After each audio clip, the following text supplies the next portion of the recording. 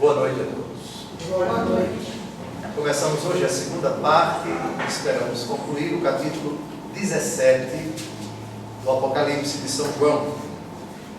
Esse versículo 11 que vamos expor agora, o primeiro do nosso encontro de hoje, está evidentemente na linha de continuidade dos 10 versículos que já foram comentados no encontro anterior. Primeiro vamos situar o capítulo 17 no contexto de todo o livro do Apocalipse. Trata-se do castigo de Babilônia. Voltando um pouco, nos capítulos 12 e 13 nós temos a apoteose do dragão e das duas feras, todos os males que eles causaram ao mundo, mas particularmente à igreja de Jesus Cristo. Ó terra, cuidado! Reparem que advertência no capítulo 12, versículo 12. Porque o demônio partiu furioso para a terra, sabendo que pouco tempo lhe resta. A fúria de Satanás não é só contra a igreja, é particularmente contra a igreja. Mas esse versículo não deixa dúvida. O ódio de Satanás é contra tudo o que Deus fez. Portanto, é algo insano que atinge e pretende atingir também a natureza. Por uma razão simples: se a natureza é destruída, o homem é destruído também. Então, onde tem, por exemplo, seca, onde tem fome, onde não tem recursos naturais, onde não tem alimento, etc., nós temos pessoas que blasfemam, que praguejam, que acusam, insultam Deus Todo-Poderoso. É exatamente isso que o demônio quer. Por isso, voltemos um pouco no tempo, Apocalipse 12, 12. Ó terra e mar, cuidado. A advertência não é para seres humanos, é para a natureza onde está inserido o homem. O capítulo 13 é o capítulo da apoteose das duas feras. E agora, muito tempo depois do capítulo 14, que trata do Cordeiro e dos seus eleitos, depois do prelúdio para a guerra que vai culminar na vitória do Cordeiro e na vitória daqueles que amam, obedecem, temem e adoram o Cordeiro, os preparativos para a luta, ainda no capítulo 14, começa a execução das vinganças divinas sobre Babilônia e as feras. Tal é o tema dos capítulos 15 e 16. Esse prelúdio, ele é o prelúdio das taças. Cada taça, quando derramada, manifesta uma particularidade da justiça de Deus, que é implacável. Agora é a vez do Senhor. Muito bem. O capítulo 17 ainda continua esta execução, o castigo de Babilônia, aqui descrita como uma mulher. Na verdade, era uma prostituta vestida de púrpura, escarlate, adornada de ouro, pedras preciosas e pérolas. Muito bem, ela está sentada sobre uma fera, e esta fera tem 7 cabeças e 10 chifres. Já vimos o significado da mulher. Já vimos o significado das águas onde esta mulher está assentada, versículo 1. Aliás, a explicação dessa água vai ficar já no finalzinho do capítulo. Vamos chegar a isto. Muito bem, continuamos então agora o versículo 11. Já sabemos quem é a fera, essa protagonista do capítulo 17.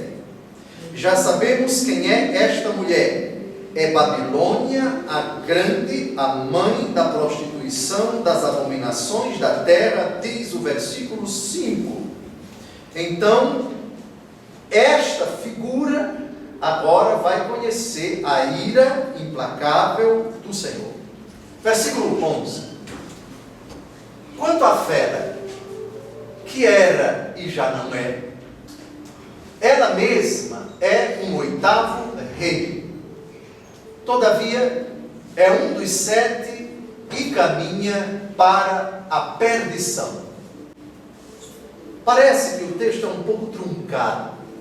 Nós vimos no final do encontro passado, precisamente no versículo 10, dei uma olhada, que essas 7 cabeças e 7 montanhas sobre as quais se assenta a mulher sentada, a fera, cabeças, chifres. As 7 cabeças são 7 montanhas sobre as quais se assenta a mulher. No vídeo passado tem um slide que já apareceu em outros vídeos das 7 colinas de Roma. Mas há um outro significado e ele está no versículo 10. O que significam essas 7 cabeças? São também 7 reis. 5 já caíram, um subsiste, o outro ainda não veio. E quando vier, deve permanecer pouco tempo. Vimos também um outro slide com os imperadores romanos. Agora, atentos para essa novidade. Dos 7 tratados no versículo 10, o que temos no versículo 11? A fera, vamos lembrar, no capítulo 13, são quantas feras? 2. A primeira fera é o Império Romano. A segunda fera é o imperador. Agora, esta fera do versículo 11 é quem? Qual das duas do capítulo 12? É o império ou é o imperador? O imperador, a segunda fera do capítulo 13, como tal, já tinha morrido. Porque o número da fera, da segunda fera do capítulo 13, qual é? 666. Esse é Nero. Ocorre que São João, apóstolo e evangelista, escreveu no tempo de Domiciano, de 81 a 95. Nero morreu na década no ano 66 ou 67, logo após o incêndio de Roma, provocado por ele mesmo. Então, que fera é esta? Este versículo enigmático, diz a nota da nossa Bíblia, parece significar que a fera duraria mais que uma série de imperadores. Quanto aos cristãos, porém, ela guardaria o seu caráter bestial e perseguidor, sendo um verdadeiro Nero. Não há unanimidade entre os intérpretes deste versículo. Se essa fera se refere a um dos imperadores que haveria de vir, e esse imperador, entre aspas, encarnaria, assumiria aqueles vícios morais, aquela fúria, aquela raiva, aquele ódio contra os cristãos de Nero, seria uma espécie de Nero redivivo, não reencarnado, por favor, na revelação cristã. Essa mentalidade não é admitida. Não existe um único versículo do Novo Testamento que fundamente a doutrina da reencarnação. Esta é a visão cristã, particularmente católica. Mas alguns postulam isto. Esta fera seria a própria instituição, o próprio império, ou seja, a primeira fera do capítulo 13, que perduraria. Passam os homens, passa aquele imperador, morreu assassinado, vem outro, a instituição perdura. Depois vem outro, é degolado, o outro é traído, o outro é afogado, sei lá. Mas a instituição perdura. E a instituição como tal atribuiria para si, pela sua bestialidade, pela sua maldade, pela sua perversidade, pela sua insanidade, pela sua idolatria, pela sua oposição a Cristo e aos seus discípulos, ela assumiria precisamente aquelas qualidades do tempo de Nero, da pessoa de Nero. De qualquer maneira, a fera que era e já não é uma contraposição a Jesus, aquele que era, que é e que vem. Reparem, com esse versículo a gente percebe Jesus o perseguido, os discípulos de Cristo também perseguidos, permanecem. E aqueles que queriam dizimar Cristo e a sua igreja, eram e já não são. Reparem a dicotomia a contraposição abismal entre a fera, protótipo de qualquer instituição humana, qualquer obra humana que se opõe a Deus, era e já não é.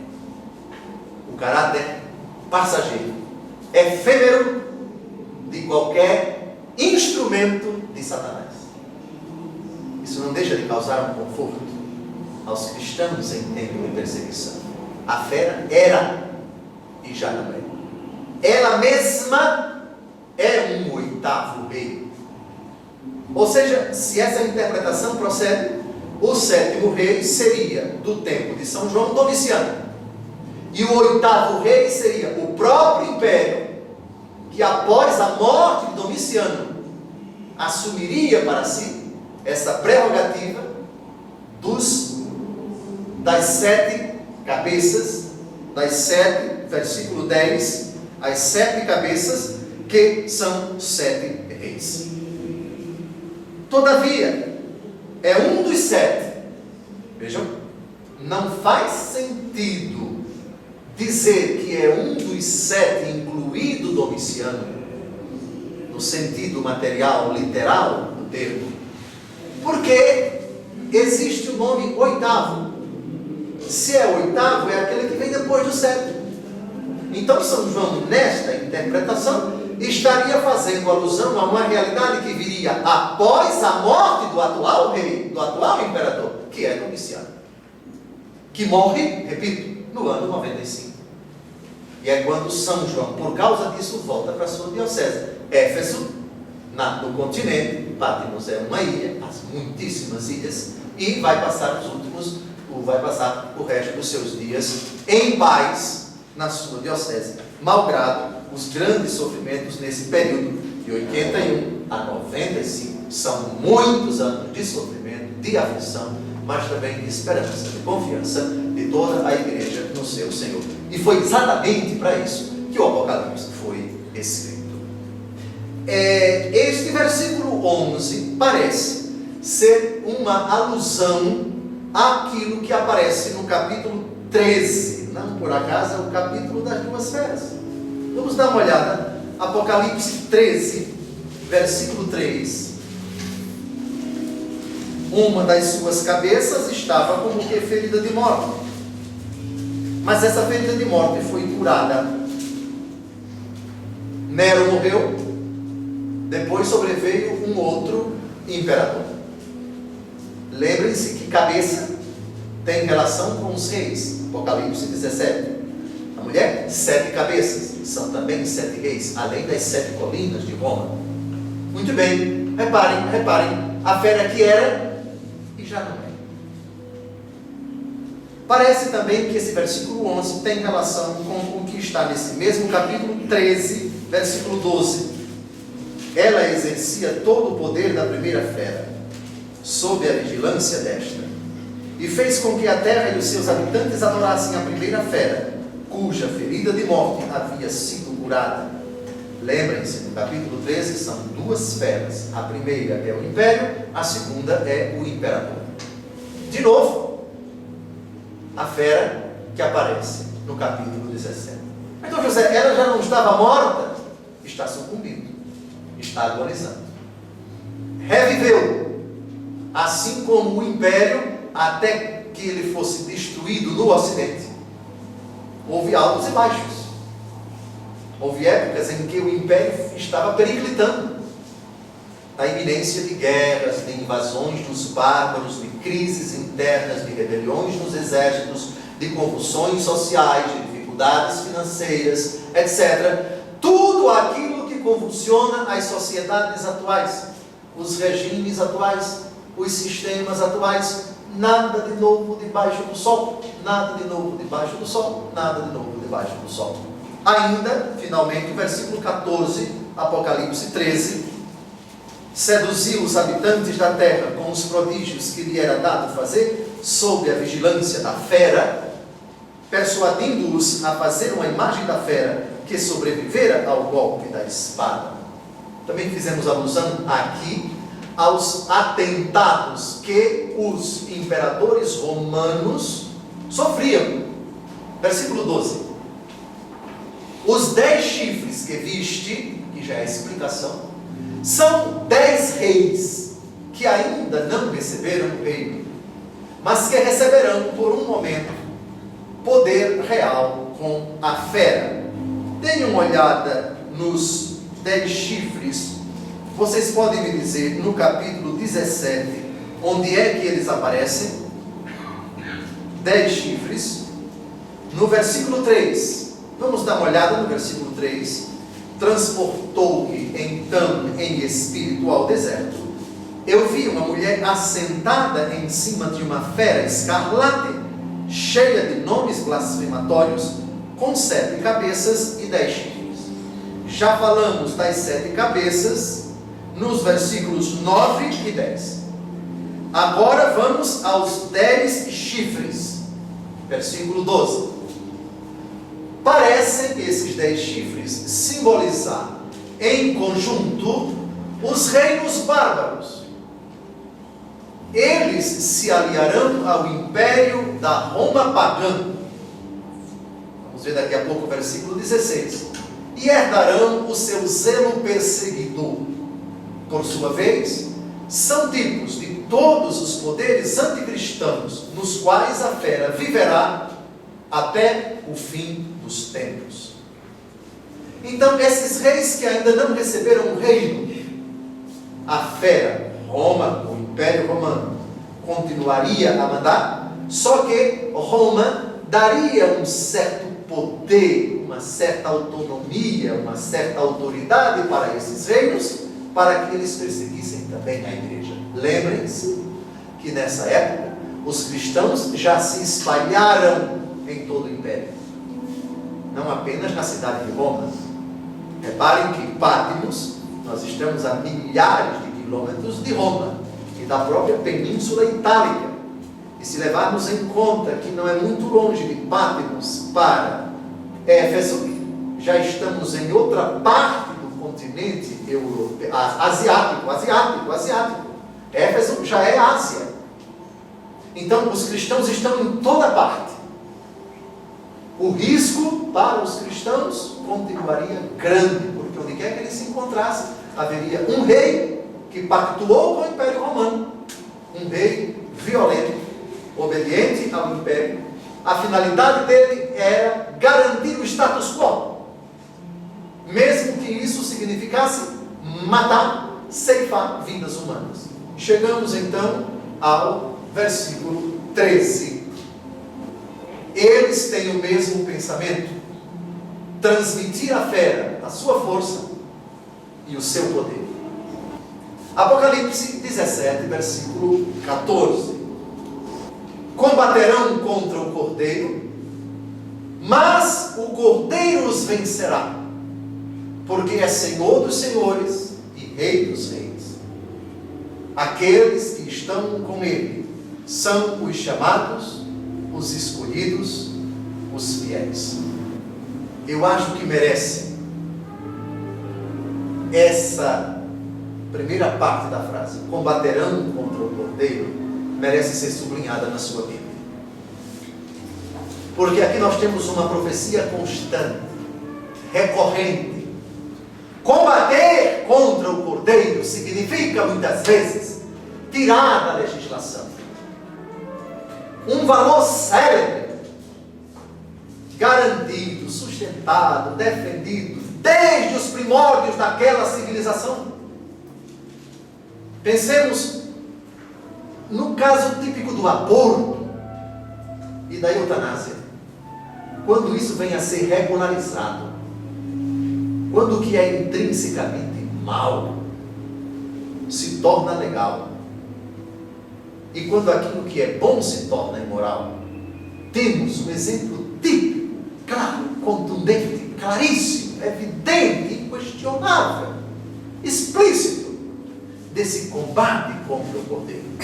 Combater Jesus é combater a pessoa de Jesus, a igreja de Jesus, os ensinamentos de Jesus, os princípios que brotam dos lábios, dos ensinamentos e da palavra escrita de Jesus.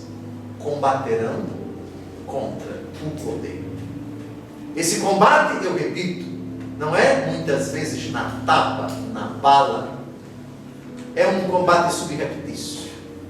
É um combate de veiculação, com todo o instrumental, legal muitas vezes, estatal muitas vezes, para incutir na sociedade um determinado pseudo-valor e empurrá-lo goela abaixo pelo grito, pela pressão, etc., para que esse pseudo-direito, esse pseudo-valor se torne algo legalizado. Combaterão contra o cordeiro. Mas atenção, que vem a adversativa logo em seguida. Mas o cordeiro os vencerá. O texto não diz como isso acontecerá. A nossa fé afirma, se é verdadeira a primeira parte da frase, é verdadeira também a segunda. É lógico que para que o cordeiro vença mais rapidamente, e mistério se faz que aqueles que pertencem a ele sejam corajosos, se unam, estabeleçam uma estratégia bem eficaz para resistir, para lutar, para protestar, se for o caso, para utilizar os meios legais e pacíficos, para que o cordeiro não seja derrotado. Significativo também, nesse versículo, significativos são dois adjetivos dirigidos a Jesus: Senhor dos senhores e Rei dos reis. Reparem que nos versículos 9 a 10, de quem se fala 7 reis. Os reis que já não eram, que eram e já não são. A fera que era e já não é. Jesus é o Rei dos reis, é o Senhor dos senhores. Vocês, reis tiranos, vocês, ditadores infames, vocês que se julgam donos da vida dos seres humanos, existe um Rei do Senhor, existe um Senhor dos senhores, existe um Rei dos reis. Vamos dar uma olhada, por favor, em alguns versículos, essa expressão Rei dos reis e essa expressão Senhor dos senhores não é uma novidade na Bíblia. No segundo livro dos Macabeus, capítulo 13, versículo 4, todavia, o Rei dos reis excitou contra esse celerado a cólera de Antíoco, e tendo Lísias acusado de ser a causa de todos esses males, mandou o rei conduzi-lo a Bereia, para que fosse morto segundo o costume do país. É a respeito de Menelau. Mas o que nos interessa nesse versículo é Deus ser chamado de Rei dos reis. Vamos agora a outros textos. Agora é só no Novo Testamento. Jesus é chamado de Senhor dos senhores. 1 Timóteo, capítulo 6, versículo 15, será realizada pelo bem-aventurado e único soberano, Rei dos reis e Senhor dos senhores. Um título pomposo, né? Bem merecido, bem aplicado a nosso Senhor Jesus Cristo. Esse título não deixa dúvida. Fulano é rei. Sim, mas existe um Rei dos reis. Fulano é o Senhor, mas tem o Senhor dos senhores. Ele é o supremo de tudo. Muito bem. E finalmente, Apocalipse 19, 16. É a última vez que essa expressão aparece. É muito cara para São Paulo, porque, como já percebemos, aparece 2 vezes. Ele traz escrito no manto e na coxa, Rei dos reis e Senhor dos senhores. Houve quem tentasse interpretar isso. Olha, Jesus faz tatuagem, porque colocou na coxa dele esse título. Pelo amor de Deus, não diga uma barbaridade dessa. Nós estamos no Apocalipse. É um livro que deve ser interpretado com símbolos. É um livro cheio de simbolismos. Vamos explicar isso quando chegarmos lá, se Deus quiser, em abril ou maio do ano que vem. Somente a respeito de ilustração do que eu acabei de dizer, já que estamos tratando desse assunto, Levítico capítulo 19, versículo 28, a questão das tatuagens, o que é que a Bíblia diz sobre a tatuagem. Levítico 19, 28, não fareis incisões na vossa carne por um morto, nem fareis figura alguma no vosso corpo. Eu sou o Senhor. Tatuagem na Bíblia é proibido terminantemente. Voltemos então, agora, depois que nós já vimos Rei dos Reis e Senhor dos Senhores, reparem como são chamados os discípulos de Cristo no final do versículo 14. 3 adjetivos: chamados, escolhidos, fiéis. 3 expressões que já aparecem no Novo Testamento. E eu quisera agora folhear alguns textos da Escritura, 3 textos da Escritura acerca da expressão fiéis. Fiéis. Apocalipse 1:5. E da parte de Jesus Cristo, testemunha fiel, primogênito dentre os mortos e soberano dos reis da terra. O próprio Jesus é chamado de fiel. Se cristão é aquele que pertence a Cristo, cristão vem de Cristo, fiel, adjetivo a nós aplicado, é um adjetivo também aplicado a Jesus. O que é de Jesus é nosso, o que é nosso é de Jesus, enquanto somos fiéis a Jesus. Pule agora para o capítulo 2, versículo 13. De novo, a expressão fiel. Sei que onde habitas, aí se acha o trono de Satanás, mas tu te apegas firmemente ao meu nome, e não negaste a minha fé, mesmo naqueles dias em que minha fiel testemunha Antipas foi morto entre vós, onde Satanás habita. Foi assassinado um cristão chamado Antipas, na igreja de Pérgamo, e Jesus o chama de testemunha fiel. Que elogio, não é? Que coisa bela. E finalmente, no mesmo livro do Apocalipse, versículos de 10 a 11, nada temas ante o que hás de sofrer. Por estes dias o demônio vai lançar alguns de vós na prisão para pôr-vos à prova. Tereis tribulações durante 10 dias. Sede fiel até a morte, e te darei a coroa da vida. Quem tiver ouvidos, ouça o que o Espírito diz às igrejas: o vencedor não sofrerá dano algum da segunda morte. Então, ser fiel, ser fiel. Vamos agora a outra expressão, chamados. Essa é uma expressão também honrosa para o cristão. O simples fato de termos sido chamados pelo Senhor. Vamos a Romanos 8, 28.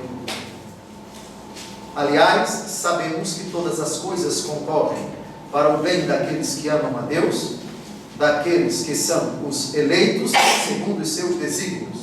Eleitos ou chamados. Quem tem a Bíblia de Jerusalém pode dizer qual é a tradução? Eleitos? Chamados. Pronto, chamados. Muito bem, chamados. E 1 Coríntios, capítulo 1, versículo 2, a igreja de Deus que está em Corinto, aos fiéis santificados em Jesus Cristo, chamados à santidade, juntamente com todos os que em qualquer lugar estejam, invocam o nome de nosso Senhor Jesus Cristo, Senhor deles e nosso. Muito bem. E finalmente, escolhidos. Escolhidos. Outro qualificativo que muito nos honra. Mateus 22, 14. Aqui é uma frase pronunciada pelo próprio Jesus Cristo: porque muitos são os chamados e poucos os escolhidos. Muito bem, acho que o versículo 14 está bem, modestamente bem explicado. Versículo 15: o anjo me disse: as águas que viste, à beira das quais a prostituta se assenta, são povos e multidões, nações e línguas. Vamos descobrir onde essa água aparece. Quem pode dizer? No mesmo capítulo 17, no versículo 1. No versículo 1. Veio então um dos 7 anjos que tinham as 7 taças e falou comigo: vem, e eu te mostrarei a condenação da grande meretriz que se assenta à beira das muitas águas. Muitas águas. Quem são essas águas? Povos, multidões, nações e línguas. Ou seja, uma ideia muito sugestiva, terrivelmente sugestiva. Nós temos uma mulher da vida, uma meretriz, mulher de vida fácil, embriagada e embriagante porque quer embriagar os outros, e ao redor dela, sentada à beira da água, como uma mulher a se oferecer, a seduzir essas águas. Roma tinha uma tática de sedução tremenda. Também o versículo 16 é uma explicação dos 10 chifres. Os 10 chifres que viste, assim como a fera, odiarão a prostituta, hão de despojá-la e desnudá-la, hão de comer-lhe as carnes e a queimarão ao fogo. Onde está a ironia de tudo isso? As alianças que são feitas no âmbito do poder das trevas estão todas fadadas à autodestruição. Os 10 chifres que viste, os 10 reis. Agora vejam a ironia, como eu disse ainda há pouco, por favor. A ironia é versículo 13. Dê uma olhada no versículo 13. O pensamento desses 10 chifres, desses 10 reis, não é outro. Transmitir à fera a sua força e o seu poder. Fizeram um pacto. Nós vamos transmitir poder, glória, honra para o Império Romano. Pois bem, esses aliados vão acabar se tornando grandes adversários do próprio Império. Serão causa de ruína do próprio Império.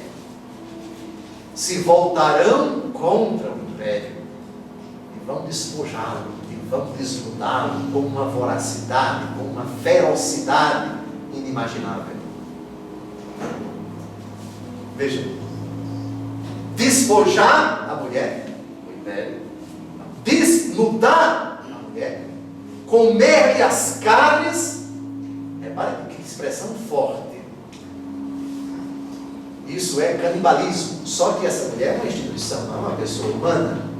Comer a carne, então, significa saquear tudo aquilo que o Império tem.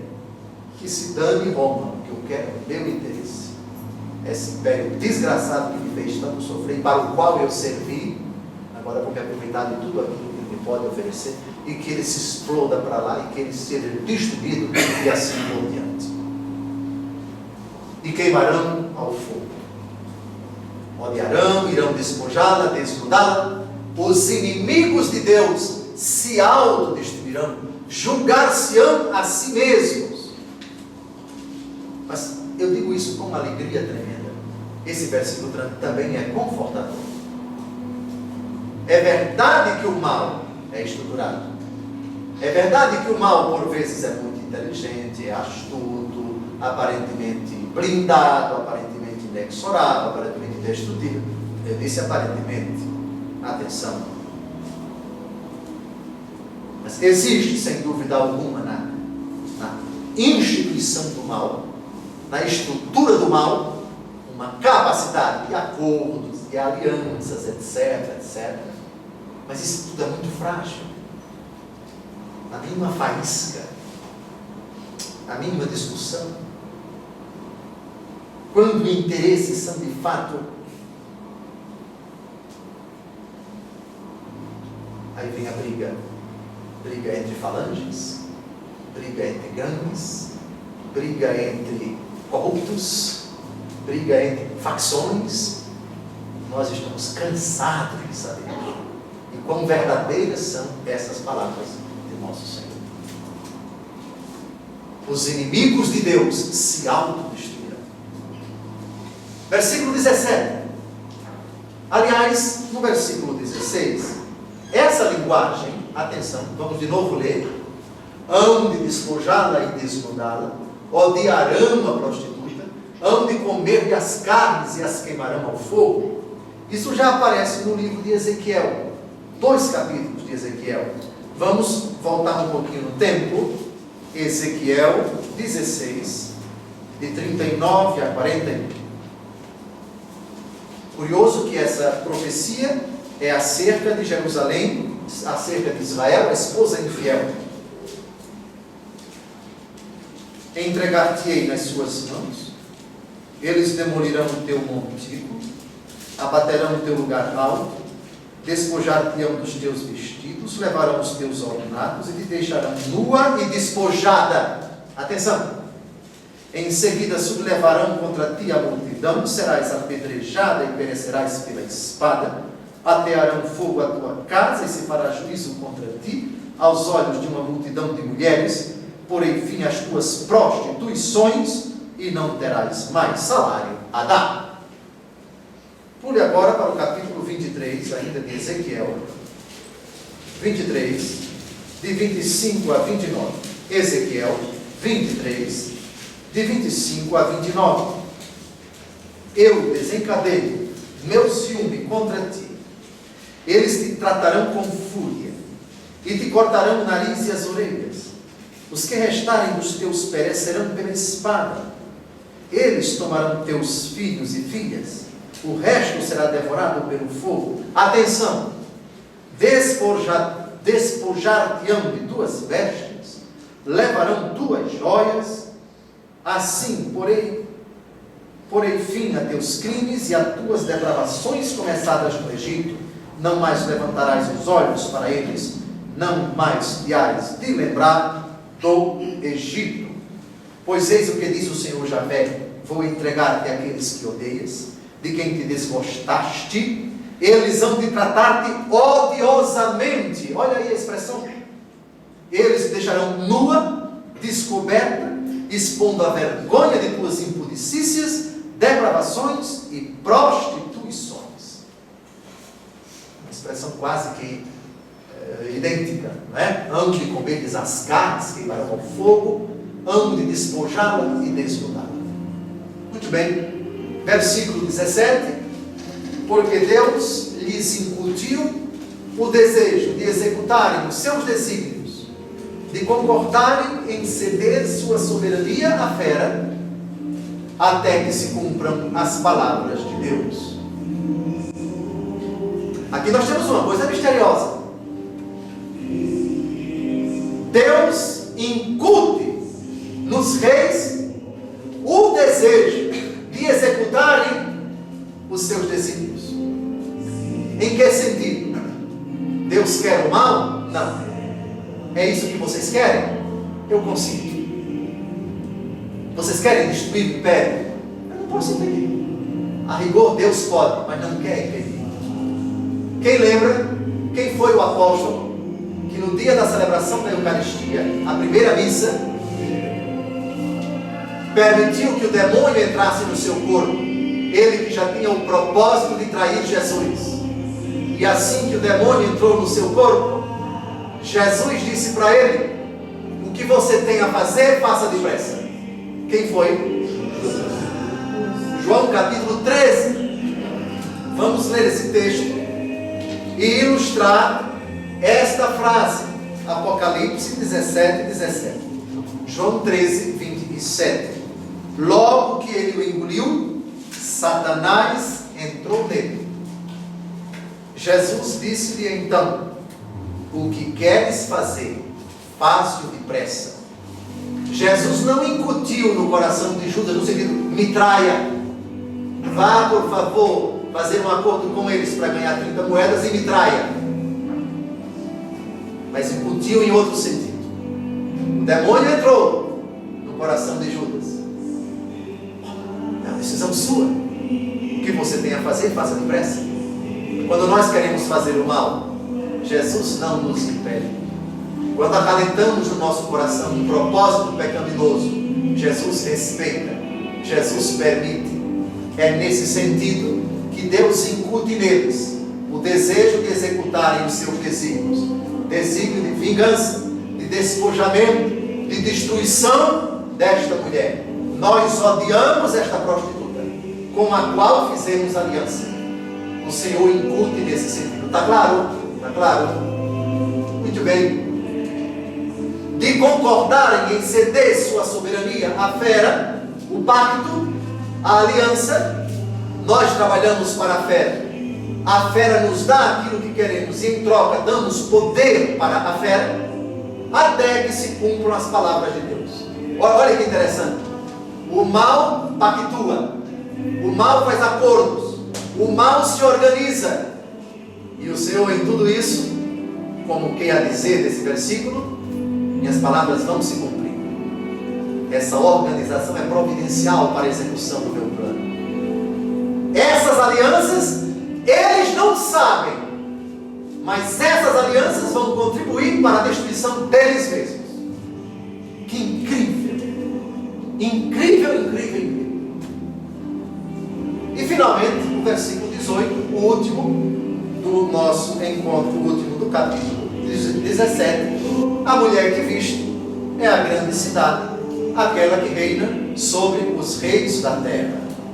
Atenção, ela reina sobre os reis da terra. Mas quem é o rei dos reis e o senhor dos senhores? Jesus. Então, essa mulher que São João viu. Aliás, quando São João viu, ele ficou muito espantado. Quem lembra dessa cena tremenda? Ele ficou muito espantado, de sorte que ele vai ser confortado. Por favor, versículo 6, Apocalipse 17, versículo 6. Vi que a mulher estava ébria do sangue dos santos e do sangue dos mártires de Jesus, e esta visão encheu-me de espanto.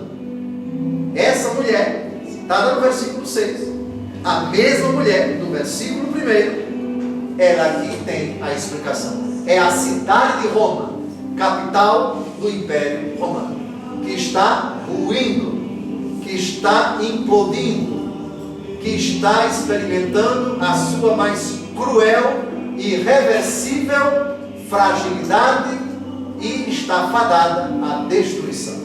No próximo encontro, trataremos do capítulo 18, que continua esta saga do capítulo 17. Boa noite.